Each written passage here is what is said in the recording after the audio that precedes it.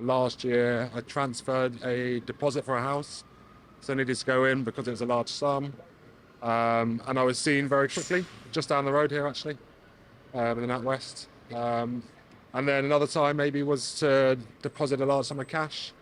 So again, no issues. It was open. It was there when I needed it. So no impact to me. Anything around mortgages is always a challenge. There's nowhere to go anymore to get that dealt with. In fact, I almost lost out on a mortgage for my first buy in the past, and that was on the basis of all the bank branches that I would normally go to had shut down.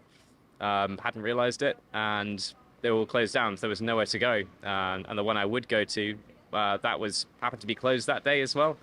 So again, a bit of a challenge really for anyone who's trying to get anything done these days. And the work online, it just doesn't work.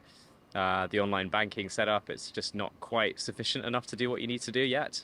And when that goes down, which it does on the regular, who do you go to see? There's nothing to do anymore. I think it's very detrimental, certainly to the older generation, because they can't access online banking like I can.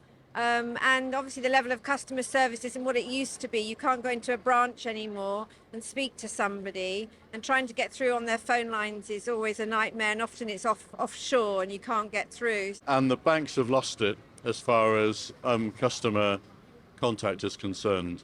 It's all very well these IT people coming up with novel ways of doing things, but I would pay a premium to have access, not a big one, but I would pay a premium to have client access to a relationship manager who's physically in the bank that I go and talk to.